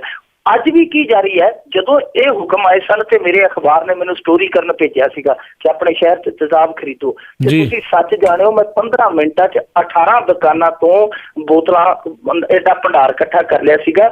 ਮਤਲਬ ਕਿ ਥੱਬੇ 'ਚ ਨਹੀਂ ਸੀ ਆਉਂਦੀਆਂ ਬੋਤਲਾਂ, ਇੰਨੀਆਂ ਇਕੱਠੀਆਂ ਕਰ ਰਹੀਆਂ ਸੀ 15 ਮਿੰਟਾਂ 'ਚ। ਮੈਨੂੰ ਕਿਸੇ ਨੇ ਪੁੱਛਿਆ ਹੀ ਨਹੀਂ। ਔਰ ਤੇਜ਼ਾਬ ਵੀ ਜਿਹੜਾ ਖਤਰਨਾਕ ਤੇਜ਼ਾਬ ਹੁੰਦਾ। ਸੋ ਇਹ ਵੀ ਸਵਾਲ ਆਪਣੇ ਆਪ ਦੇ ਵਿੱਚ ਆ ਕਿ ਏਡੇ ਵੱਡੇ ਭਿਆਨਕ ਤੇਜ਼ਾਬ ਕਾਂਡ ਵਾਪਰਦੇ ਆ ਸਾਡੇ ਮੁਲਕ ਦੇ ਵਿੱਚ, ਪਰ ਸਾਡੀਆਂ ਸਰਕਾਰਾਂ ਜਿਹੜੀਆਂ ਉਹ ਹੋਰ ਤਾਂ ਕੀ ਘੱਟੋ ਘੱਟ ਤੇਜ਼ਾਬ ਵਿਕਰੀ ਨੂੰ ਤਾਂ ਥੋੜਾ ਜਿਹਾ ਨਿਯਮਬੱਧ ਕਰ ਲੈਣ, ਉਹ ਹੀ ਨਹੀਂ ਰੋਕ ਸਕਦੀਆਂ ਤੇ ਕੀ ਰੁਕਣੀਆਂ। ਜੀ ਜੀ ਜੀ, ਵੱਡੀ ਸਮੱਸਿਆ ਇਹ ਆ। ਇਹੋ ਜਿਹੀਆਂ ਚੀਜ਼ਾਂ ਤੇ ਨਹੀਂ ਆ, ਬਾਕੀ ਹੋਰ ਚੀਜ਼ਾਂ ਦੇ ਉੱਤੇ ਪਰਚੀਆਂ ਵੀ ਲਾ ਲੈਂਦੇ ਆ, ਬਾਕੀ ਸਾਰਾ ਕੁਛ ਕਰ ਲੈਂਦੇ ਆ। ਉਹ ਆਪਾਂ ਜਾਣਦੇ ਹਾਂ ਜਿੱਥੇ ਮੁਨਾਫਾ ਹੁੰਦਾ ਇਹਨਾਂ ਨੂੰ। ਅਗਲੀ ਜਿਹੜੀ ਕੀ ਲਾ ਲੈਂਦੇ ਜੀ, ਪਰਚੀਆਂ ਕੀ ਲਾ ਲੈਂਦੇ ਜੀ, ਇੱਥੇ ਤੇ ਪਰਚੀਆਂ ਦੂਜੀਆਂ ਵੀ ਚਲਾ ਲੈਂਦੇ ਆ। ਇਹਨਾਂ ਦੇ SGPC ਦੇ ਕਰਮਚਾਰੀ 4 ਕੁ ਦਿਨ ਹੋ ਗਏ ਮੁਕਤਸਰ 'ਚ ਫੜੇ ਗਏ। ਉਹ ਪਤੰਦਰ ਜਿਹੜੇ ਕੜਾਹ ਪ੍ਰਸ਼ਾਦ ਦੀਆਂ ਉਹਨਾਂ ਨੇ ਇੱਕ ਆਪਦੀਆਂ ਸਲਿੱਪਾਂ ਹੀ ਵੱਖਰੀਆਂ ਛਪਾਈਆਂ ਸੀ ਨਾਲ ਪੜਦੇ ਨਾਲ। ਦੇਖ ਲਓ ਜੀ, ਆਹ ਕੁਛ ਕਰੀ ਜਾਂਦੇ ਆ। ਅਗਲੀ ਗੱਲ ਕਰੀਏ ਵੀ ਮੈਰਿਜ ਪੈਲਸਾਂ ਵਾਲਿਆਂ ਨੇ ਆਯੋਜਕਾਂ ਤੋਂ ਐਫੀਡੇਵਿਟ ਲੈਣੇ ਸ਼ੁਰੂ ਕੀਤੇ। ਹੁਣ ਮਰਦਿਆਂ ਨੇ ਅੱਕ ਚੱਦਿਆ ਜੀ। ਹੁਣ ਮਰਦੇ ਕੀ ਨਾ ਕਰਦੇ ਜਦੋਂ ਪੈਲਸਾਂ ਦੇ ਵਿੱਚ ਆਉਂਦੇ, ਇਸ ਤਰ੍ਹਾਂ ਆਉਂਦੇ ਜਿਵੇਂ ਜੰਗ ਲੜਨ ਆਏ ਹੋਣ। ਪਹਿਲਾਂ ਤਾਂ ਕੱਪੜਾ ਜਿਹਾ ਲੱਗਦਾ ਹੁੰਦਾ ਸੀਗਾ, ਹੁਣ ਤੇ ਕਦੇ ਵਿਆਹ ਤੇ ਨਹੀਂ ਗਏ, ਵਾਪਸ ਹੋ ਗਿਆ। ਤੇ ਅੱਗੇ ਪੈਲਸਾਂ 'ਚੋਂ ਚਾਨਣੀਆਂ ਜੀਆਂ ਛੱਤ ਨਾਲ ਲੱਗੀਆਂ ਹੁੰਦੀਆਂ ਸੀ ਤੇ ਉਹ ਕੱਢ ਦਿੰਦੇ ਹੁੰਦੇ ਸੀ ਮਗੋਰੇ, ਉਹ ਫਾਇਰ ਕਰ ਕਰਕੇ। ਉਹ ਫਾਇਰ ਜਿਹੜੇ ਅੱਗੇ ਤੇ ਤਾਂ ਨੂੰ ਹੁੰਦੇ ਸੀ, ਪਰ ਹੁਣ ਸਮਾਂ ਬਦਲ ਗਿਆ, ਹੁਣ ਸਿੱਧੇ ਹਿੱਕ ਨੂੰ ਹੁੰਦੇ ਆ। ਇਕੱਲੇ ਮੋਹਾਲੀ ਦੇ ਵਿੱਚ ਹੀ ਪਿਛਲੇ ਸਾਲ ਅੱਧੀ ਦਰਜਨ ਵਿਅਕਤੀ ਹੈ ਜਿਹੜੇ ਉਹ ਪੈਲਸਾਂ ਦੀ ਵਿੱਚ ਵੀ ਗੋਲੀ ਮਾਰੀ 'ਚ ਮਰ ਗਏ ਸੀਗੇ, ਇਕੱਲੇ ਮੋਹਾਲੀ ਜ਼ਿਲ੍ਹੇ ਦੇ ਵਿੱਚ। ਦੇਖ ਲਓ, ਬਹੁਤ ਸਾਰੀਆਂ ਘਟਨਾਵਾਂ ਜਿਹੜੀਆਂ ਉਹ ਇਸ ਸਮੇਂ ਦੌਰਾਨ ਹੋਈਆਂ। ਸ਼ਰਾਬੀ ਜਿਹੜੇ ਆ ਉਹ ਗੋਲੀ ਮਾਰ ਕੇ ਤੇ ਬੰਦਾ ਮਾਰ ਲੱਗਿਆ, ਮਿੰਟ ਨਹੀਂ ਲਾਉਂਦੇ। ਕਈ ਵਾਰੀ ਤੇ ਰਾਹ ਜਾਂਦੇ ਵੀ ਮਾਰ ਕੱਟੇ ਇਹਨਾਂ ਨੇ। ਸੋ ਉਹ ਸਾਰੀਆਂ ਚੀਜ਼ਾਂ ਨੂੰ ਵੇਖ ਕੇ ਜੋ ਬਟਾਲੇ ਵਾਪਰਿਆ ਪਿਛਲੇ ਦਿਨੀ ਅਧਿਆਪਕਾ ਦਾ, ਉਸ ਬੀਬੀ ਦਾ ਇਸ ਕਰਕੇ ਕਤਲ ਕਰ ਦਿੱਤਾ ਗਿਆ ਕਿਉਂਕਿ ਵਿਆਹ 'ਚੋਂ ਨਿਕਲਦਿਆਂ, ਪੈਰਿਸ 'ਚੋਂ ਨਿਕਲਦਿਆਂ ਉਹਦੇ ਨਾਲ ਛੇੜਛਾੜ ਹੋਈ। ਉਹਨੇ ਵਿਰੋਧ ਕੀਤਾ ਤੇ ਨਸ਼ੇੜੀਆਂ ਨੇ ਚੁੱਕ ਕੇ ਅੱਗੋਂ ਗੋਲੀ ਮਾਰ ਕੱਟੀ। ਸੋ ਉਸ ਚੀਜ਼ਾਂ ਨੂੰ, ਸਾਰੀਆਂ ਚੀਜ਼ਾਂ ਨੂੰ ਵਾਚਦਿਆਂ ਇਹਨਾਂ ਪੈਲਸ ਵਾਲਿਆਂ ਨੇ ਕਿ ਭਾਈ ਹੁਣ ਘੱਟੋ ਘੱਟ ਇਹ ਆਪਾਂ ਹੀ ਜ਼ਿੰਮੇਵਾਰੀ ਚੱਕ ਲਈਏ ਕਿਉਂਕਿ ਸਾਡੀ ਸਰਕਾਰ ਹੈ ਜਿਹੜੀ ਉਹ ਲਾਪਰਵਾਹੀ ਦੀ ਸੇਜ ਤੇ ਘਰਾੜੇ ਮਾਰ ਰਹੀ ਹੈ। ਸੋ ਆਪਾਂ ਹੀ ਕੁਛ ਨਾ ਕੁਛ ਕਰ ਲਈਏ। ਤੇ ਉਹਨਾਂ ਨੇ ਇਹ ਫੈਸਲਾ ਕੀਤਾ ਆ ਕਿ ਹੁਣ ਜਿਹੜਾ ਵੀ ਆਯੋਜਕ ਹੋਵੇਗਾ, ਮੇਜ਼ਬਾਨ ਹੋਵੇਗਾ, ਉਹਦੇ ਕੋਲੋਂ ਪਹਿਲਾਂ ਐਫੀਡੈਵਿਟ ਲਿਆ ਜਾਏਗਾ ਕਿ ਭਾਈ ਜਿਹੜਾ ਅਸਲਾ ਤੁਸੀਂ ਉਹ ਨਹੀਂ ਲੈ ਕੇ ਆਉਣਾ, ਜਾਂ ਜਿਹੜੀਆਂ ਹੋਰ ਪਾਬੰਦੀਸ਼ੁਦਾ ਚੀਜ਼ਾਂ ਨੇ ਉਹ ਇੱਥੇ ਨਹੀਂ ਆਉਣੀਆਂ ਚਾਹੀਦੀਆਂ। ਹੁਣ ਵੇਖੋ ਜਿਹੜੇ ਪੈਲਸਾਂ ਵਾਲੇ ਉਹ ਵੀ ਜਾਗ ਰਹੇ ਆ ਤੇ ਘਰਾਂ ਵਾਲੇ ਵੀ ਜਾਗ ਰਹੇ ਆ। ਘਰਾਂ 'ਚ ਵੀ ਹੁਣ ਕਾਰਡ ਜਿਹੜੇ ਛਪ ਕੇ ਆਉਣੇ ਸ਼ੁਰੂ ਹੋ ਗਏ ਕਿ ਅਸਲਾ ਘਰੇ ਰੱਖ ਕੇ ਆਇਓ। ਪਰ ਜੇ ਫਿਰ ਵੀ ਨਾ ਕੰਮ ਰੁਕਿਆ ਤੇ ਮੈਨੂੰ ਲੱਗਦਾ ਕਿ ਐਫੀਡੇਵਿਟਾਂ ਦੀ ਥਾਂ ਤੇ ਹੁਣ ਤੇ ਇਹ ਲਿਖਿਆ ਜਾਂਦਾ ਕਿ ਜਿਵੇਂ ਅਸਲਾ ਘਰੇ ਰੱਖ ਕੇ ਆਇਓ। ਫਿਰ ਇਹਨਾਂ ਨੇ ਐਫੀਡੇਵਿਟ ਇਹ ਲੈਣ ਲੱਗ ਪੈਣਾ ਕਿ ਜਿਹੜਾ ਕੋਈ ਲਫੰਡਰ ਪੋਤਿਆ ਜਾਂ ਕੋਈ ਰਿਸ਼ਤੇਦਾਰੀ 'ਚ ਹੋ ਰਿਹਾ ਉਹਨੂੰ ਵੀ ਉੱਥੇ ਹੀ ਰੱਖ ਕੇ ਆਇਓ। ਜਿਹਨੇ ਆਉਣਾ ਭਾਈ ਉਹ ਆਪ ਹੀ ਆਇਓ। ਜਿਹੜਾ ਇਹੋ ਜਿਹਾ ਵਾਧੂ ਘੱਟੂ ਉਹ ਨਾ ਹੀ ਆਇਓ ਜਿਹੜਾ ਤਾਂ ਨੂੰ ਵਾਲ ਕਰ ਲੈਂਦਾ, ਥਾਂ ਨੂੰ ਪੈਂਟ ਜੀ ਦੇਖ ਲੈਂਦਾ। ਜੀ ਬਿਲਕੁਲ ਜੀ, ਇਹੀ ਹਾਲ ਜਿਹੜਾ ਜੀ ਹੋਏ ਪਏ ਆ ਜੀ। ਅਗਲੀ ਗੱਲ ਕਰੀਏ ਤਾਂ ਸਿੱਖ ਕਤਲੇਆਮ ਦੇ ਸਜ਼ਾ ਯਾਫਤਾ ਦੋਸ਼ੀ ਦੀ ਆਰਜੀ ਜ਼ਮਾਨਤ ਰੱਦ ਹੋਈ। ਆਰਜੀ ਜ਼ਮਾਨਤ ਰੱਦ ਹੋਈ ਹੈ ਜੀ ਇਹਦੀ। ਇਹ ਭਾਗਮਲ ਦੋਸ਼ੀ ਸੀਗਾ ਔਰ ਇਹ ਉਹੀ ਭਾਗਮਲ ਸੀਗਾ ਜਿਹੜੇ 5 ਜਣੇ ਸੀਗੇ, ਸ਼ਾਇਦ 4-5 ਜਣੇ ਸੀ। ਔਰ ਇਹਦੇ ਨਾਲ ਹੀ ਕੇਸਵਾਰ ਸੀਗਾ ਸੱਜਣ ਕੁਮਾਰ ਜਿਹੜਾ ਬਹੁਤ ਮਸ਼ਹੂਰ ਹੋਇਆ, ਤੁਹਾਨੂੰ ਪਤਾ ਇਸ ਕੇਸ ਦੇ ਨਾਲ ਜੁੜਿਆ। ਉਹ ਵੀ ਇਸੇ ਕੇਸ ਦੇ ਵਿੱਚ ਸੀਗਾ। ਬਦਕਿਸਮਤੀ ਕਹਿ ਲਈਏ ਉਹ ਸੱਜਣ ਕੁਮਾਰ ਬਰੀ ਹੋ ਗਿਆ ਤੇ ਇਹਨਾਂ ਨੂੰ ਸਜ਼ਾ ਹੋਈ ਸੀ, ਉਮਰ ਕੈਦ ਹੋਈ ਸੀਗੀ। ਇਹ 4 ਜਣੇ ਸੀ, ਜਿੱਦਾਂ ਭਾਗਮਲ ਸੀ, ਗਰਦਾਰੀ ਲਾਲ ਸੀ, ਬਲਵਾਨ ਖੋਖਰ ਸੀਗਾ, ਇੱਕ ਹੋਰ ਸੀਗਾ। 3-4 ਜਣਿਆਂ ਨੂੰ ਸਜ਼ਾ ਹੋਈ ਸੀ ਉਸ ਕੇਸ ਦੇ ਵਿੱਚ। 5 ਸਿੱਖਾਂ ਦੇ ਕਤਲ ਦੇ ਦੋਸ਼ ਹੇਠ ਇਹਨਾਂ ਨੂੰ ਸਜ਼ਾ ਹੋਈ ਸੀ। ਇਹ ਭਾਗਮਲ ਹੈ ਜਿਹੜਾ ਪਿਛਲੀ 27 ਮਈ ਨੂੰ 27 ਮਈ ਜਿਹੜੀ ਲੰਘ ਕੇ ਗਈ 27 ਮਈ ਉਹਨੂੰ ਉਦੋਂ ਇਸ ਆਧਾਰ ਤੇ ਪੈਰੋਲ ਮਿਲ ਗਈ ਕਿ ਇਹਦੀ ਸਿਹਤ ਠੀਕ ਨਹੀਂ ਹੈ। ਸਿਹਤ ਦਾ ਬਹਾਨਾ ਲਾ ਕੇ ਇਹ ਪੈਰੋਲ ਲੈ ਆ ਔਰ ਫਿਰ ਉਸ ਪੈਰੋਲ ਨੂੰ, ਆਰਜੀ ਜ਼ਮਾਨਤ ਨੂੰ ਐਕਸਟੈਂਡ ਕਰਵਾਉਂਦਾ ਗਿਆ, ਵਧਾਉਂਦਾ ਗਿਆ। ਹਿਸਾਬ ਲਾ ਲਓ ਕਿ ਦੂਜੇ ਸਾਲ 'ਚ ਦਾਖਲ ਹੋ ਗਿਆ। ਦੂਜੇ ਸਾਲ 'ਚ ਵੀ ਕੀ ਮਈ ਭੌਂ ਕੇ ਆਉਣ ਵਾਲੀ ਸੀ, ਇੱਥੋਂ ਤੱਕ ਪੈਰੋਲ ਜਿਹੜੀ ਹੈ ਉਹਦੀ ਇੰਨੀ ਲੰਮੀ ਹੋ ਗਈ। ਬਾਅਦ ਦੇ ਵਿੱਚ ਜਦੋਂ ਇਹ ਮਾਮਲਾ ਜਿਹੜਾ ਦਿੱਲੀ ਕਮੇਟੀ ਦੀ ਨਿਗਾਹ 'ਚ ਆਇਆ ਜਾਂ ਹੋਰ ਕਾਨੂੰਨਦਾਨਾਂ ਦੀ ਨਿਗਾਹ 'ਚ ਆਇਆ ਤਾਂ ਫਿਰ ਉਹਨਾਂ ਨੇ ਜਾ ਕੇ ਕਾਨੂੰਨੀ ਚਾਰਾਜੋਈ ਕੀਤੀ, ਅਦਾਲਤੀ ਚਾਰਾਜੋਈ ਕੀਤੀ ਕਿ ਭਾਈ ਭਾਗਮਲ ਜਿਹੜਾ ਆ ਉਹ ਇੱਥੋਂ ਸਿਹਤ ਦਾ ਬਹਾਨਾ ਲਾ ਕੇ ਗਿਆ, ਪਰ ਬਾਹਰ ਮੱਲਾਂ ਦੇ ਵਾਂਗੂ ਘੁੰਮਦਾ ਫਿਰਦਾ, ਕੱਖ ਨਹੀਂ ਹੋਇਆ ਉਹਨੂੰ ਦੁਬਾਰਾ ਜੇਲ੍ਹ 'ਚ ਤੁੜਿਆ ਜਾਵੇ। ਤਾਂ ਅਦਾਲਤ ਨੇ ਉਸ ਅਰਜ਼ੀ ਤੇ ਕਾਰਵਾਈ ਕਰਦਿਆਂ ਉਹਦੀ ਜਿਹੜੀ ਆਰਜ਼ੀ ਜ਼ਮਾਨਤ ਸੀਗੀ ਉਹ ਖਾਰਜ ਕਰ ਦਿੱਤੀ। ਉਹ ਇੰਨਾ ਚਿਰ ਬਾਹਰ ਰਹਿ ਗਿਆ। ਇਹ ਵੀ ਸੋਚਣ ਵਾਲੀ ਗੱਲ ਆ ਜੀ ਕਿ ਉਸ ਬੰਦੇ ਦੀ, ਜੇ ਇਹਨਾਂ ਨੂੰ ਪਤਾ ਸੀਗਾ ਕਿ ਉਹਦੀ ਸਿਹਤ ਠੀਕ ਠਾਕ ਹੈ, ਪੈਰੋਲ ਲਈ ਸਿਹਤ ਦਾ ਬਹਾਨਾ ਬਣਾ ਰਿਹਾ, ਤਾਂ ਉਹਦਾ ਉਦੋਂ ਹੀ ਵਿਰੋਧ ਹੋਣਾ ਚਾਹੀਦਾ ਸੀ। ਇਹ ਕਮੇਟੀ, ਦਿੱਲੀ ਕਮੇਟੀ ਵਾਲੇ ਤਾਂ ਕਹਿੰਦੇ ਕਿ ਅਸੀਂ ਕਰੋੜਾਂ ਰੁਪਈਆ ਖਰਚ ਕਰਦੇ ਹਾਂ, ਜਿਹੜੀ ਕਾਨੂੰਨਦਾਨਾਂ ਦੀ ਫੌਜ ਹੈ, ਵਕੀਲਾਂ ਦੀ ਫੌਜ ਆ, ਲੱਖਾਂ ਕਰੋੜਾਂ ਰੁਪਇਆ ਅਸੀਂ ਕੇਸਾਂ ਤੇ ਖਰਚ ਕਰਦੇ ਹਾਂ। ਤਾਂ ਕੀ ਉਹ ਜਿਹੜੇ ਵਕੀਲ ਸੀਗੇ ਉਹ ਸੁੱਤੇ ਸੀ ਜਦੋਂ ਇਹਨੇ ਪੈਰੋਲ ਲਈ? ਉਦੋਂ ਹੀ ਵਿਰੋਧ ਹੋਣਾ ਚਾਹੀਦਾ ਸੀ ਕਿ ਇਹੋ ਜਿਹੇ ਕਰੂਰ ਦੋਸ਼ੀ ਨੂੰ ਪੈਰੋਲ ਨਹੀਂ ਮਿਲਣੀ ਚਾਹੀਦੀ। ਜੇ ਮਿਲਣੀ ਵੀ ਹੈ ਤਾਂ ਉਹ ਪਤਾ ਤੇ ਕਰਨਾ ਚਾਹੀਦਾ ਸੀ ਭਾਈ ਇੰਨੀ ਜ਼ਿਆਦਾ ਇੰਨੀ ਵਾਰੀ ਉਹ ਐਕਸਟੈਂਡ ਕਰਵਾ ਗਿਆ, ਇਹ ਕੀ ਮਾਜਰਾ ਹੈ। ਸੋ ਇਹ ਬਹੁਤ ਲੇਟ ਇਹਨਾਂ ਨੇ ਸੋਚਿਆ। ਪਰ ਇੱਕ ਸਵਾਲ ਹੋਰ ਉੱਠਦਾ ਕਿ ਭਾਗਮਲ ਵਰਗੇ ਜਿਹੜੇ ਏਡੇ ਵੱਡੇ ਕਤਲੇਆਮ ਦੇ ਦੋਸ਼ੀ ਆ, ਉਹ ਇੰਨੀ ਲੰਮੀ ਪੈਰੋਲ ਭੁਗਤ ਗਏ, ਤੇ ਜਿਹੜੇ 25-25 ਸਾਲ ਤੋਂ ਪ੍ਰੋਫੈਸਰ ਭੁੱਲਰ ਵਰਗੇ ਕਾਲ ਕੋਠੜੀਆਂ 'ਚ ਸੜ ਰਹੇ ਆ, ਇਹਨਾਂ ਨੂੰ ਡਾਕਟਰਾਂ ਦੇ ਪੈਨਲ ਵੀ ਮੰਨ ਰਹੇ ਆ ਕਿ ਮਾਨਸਿਕ ਤੌਰ ਤੇ ਇਹ ਜੇਲ੍ਹ ਕੱਟਣ ਦੇ ਕਾਬਿਲ ਹੀ ਨਹੀਂ, ਉਹਨਾਂ ਨੂੰ ਇੱਕ ਦਿਨ ਦੀ ਵੀ ਪੈਰੋਲ ਨਹੀਂ। ਜੀ ਦੇਖ ਲਓ ਜੀ, ਇਹ ਜਿਹੜਾ ਇੱਥੋਂ ਦਾ ਨਿਆਂ ਆ, ਉਹ ਹੁਣ ਆਪਾਂ ਇਹ ਜਿਹੜੇ ਵਿਧਾਨ ਸਭਾ ਦੇ ਜੇ ਸਾਂਸਦ ਜਿਹੜੇ ਉਹ ਕੱਢ ਸਕਦੇ ਆ ਵੀ ਜੇ ਨਾਗਪੁਰ ਵਾਲਾ ਨਾਰਾ ਨਹੀਂ ਮਾਰਦੇ ਤਾਂ ਆਮ ਜਿਹੜੇ ਆ ਘੱਟ ਗਿਣਤੀਆਂ ਵਾਲੇ ਦੇ ਨਾਲ ਕੀ ਹੁੰਦਾ ਆ, ਇਹ ਤਾਂ ਸ਼ਰੇਆਮ ਸਾਹਮਣੇ ਜਿਹੜਾ ਆ ਉਹ ਪਤਾ ਲੱਗ ਰਿਹਾ ਆ। ਜੇ ਅਗਲੀ ਗੱਲ ਕਰੀਏ ਵੀ 200 ਪਿੰਡ ਸਮਾਰਟ ਸਵੱਛ ਵਿਲੇਜ ਵੱਲੋਂ ਵਿਕਸਿਤ ਕੀਤੇ ਜਾਣਗੇ, ਸੁਖਬੀਰ ਦਾ ਦਾਅਵਾ। ਸਰਦਾਰ ਸੁਖਬੀਰ ਸਿੰਘ ਬਾਦਲ ਹੁਣ ਪੂਰੇ ਜਲੌ ਦੇ ਵਿੱਚ ਨੇ ਔਰ ਐਲਾਨ ਤੇ ਐਲਾਨ ਕਰੀ ਜਾਂਦੇ ਆ। ਜਿਵੇਂ ਸਨੀ ਦਿਓਲ ਕਹਿੰਦਾ ਤਾਰੀਖ ਤੇ ਤਾਰੀਖ, ਤਰੀਕ ਤੇ ਤਾਰੀਖ, ਇਹ ਐਲਾਨ ਤੇ ਐਲਾਨ ਹੈ। ਹੁਣ ਇਹਨਾਂ ਨੇ ਦਿੱਤਾ ਜੀ ਕਿ 200 ਪਿੰਡਾਂ ਨੂੰ ਅਸੀਂ ਅਗਲੇ ਸਾਲ 1 ਸਾਲ ਦੇ ਵਿੱਚ ਜਾਨੀ ਸਮਾਰਟ ਤੇ ਸਵੱਛ ਪਿੰਡ ਜਿਹੜੇ ਆ ਬਣਾ ਦਿਆਂਗੇ। ਹੁਣ 1 ਸਾਲ ਤੇ ਮੈਨੂੰ ਲੱਗਦਾ ਪੂਰਾ ਸਰਕਾਰ ਜਾਣੀ ਹੋਈ ਨਹੀਂ, ਜਾਂ ਤੇ ਇਹਨਾਂ ਨੂੰ ਭਰੋਸਾ ਪੂਰਾ ਕਿ ਅਗਲਾ ਸਾਲ ਫਿਰ ਸਾਡਾ ਵਿੱਚ 25 ਸਾਲ ਵਾਲਾ ਦਾਅਵਾ ਜਿਹੜਾ ਉਹ ਸੱਚ ਮੰਨ ਕੇ ਚੱਲਦੇ, ਕਿਉਂਕਿ ਚੋਣ ਜਾਬਤਾ ਜਿਹੜਾ ਉਹ ਤੇ 6 ਮਹੀਨਿਆਂ ਨੂੰ ਲੱਗਣ ਨੂੰ ਤਿਆਰ ਹੋ ਜਾਣਾ, ਸਾਲ ਤੱਕ ਤੇ ਪਹੁੰਚਣਾ ਹੀ ਨਹੀਂ। ਪਰ ਇਹ ਟਾਰਗੇਟ ਸਾਲ ਦਾ ਦੇ ਰਹੇ ਆ। ਪਰ ਫਿਰ ਵੀ ਜੇ ਇਹ ਦੇਖੀਏ ਤਾਂ ਮੈਨੂੰ ਲੱਗਦਾ ਕਿ ਇੱਕ ਬਿਲਕੁਲ ਜਿਵੇਂ ਕਹਿ ਲਈਏ ਨਾ, ਲੋਕਾਂ ਨੂੰ ਬੇਵਕੂਫ ਸਮਝਣ ਵਾਲੀ ਗੱਲ ਆ ਕਿ 10 ਸਾਲਾਂ 'ਚ ਤੁਸੀਂ 9.25 ਸਾਲਾਂ ਦੇ ਵਿੱਚ ਤਕਰੀਬਨ 10 ਹੋਈ ਜਾਣੇ ਆ ਹੋਰ 2 ਮਹੀਨਿਆਂ ਨੂੰ। ਇਸ ਸਮੇਂ ਦੌਰਾਨ ਤੁਸੀਂ ਪੂਰੇ ਪੰਜਾਬ 'ਚ ਇੱਕ ਹੀ ਪਿੰਡ ਵਿਕਸਿਤ ਕਰ ਸਕੇ, ਇੱਕ ਹੀ ਸਮਾਰਟ ਪਿੰਡ, ਉਹ ਪਿੰਡ ਬਾਦਲ ਪਿੰਡ।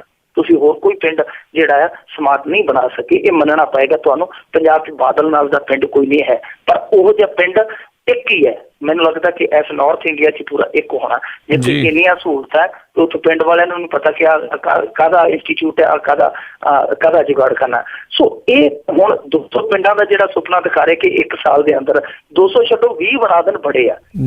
ਇਹ ਫਿਰ ਕਹਿ ਰਹੇ ਆ ਕਿ ਜੇਕਰ ਸਰਕਾਰ ਬਣ ਗਈ ਤੇ ਅਗਲੇ 5 ਸਾਲਾਂ 'ਚ ਅਸੀਂ 12,000 ਪਿੰਡ ਹੈ, ਜਿਹੜਾ 11,000 ਪਿੰਡ ਹੈ, ਉਹ ਸਾਰਾ ਸਮਾਰਟ ਤੇ ਸਵੱਛ ਪਿੰਡ ਬਣਾ ਦਿਆਂਗੇ।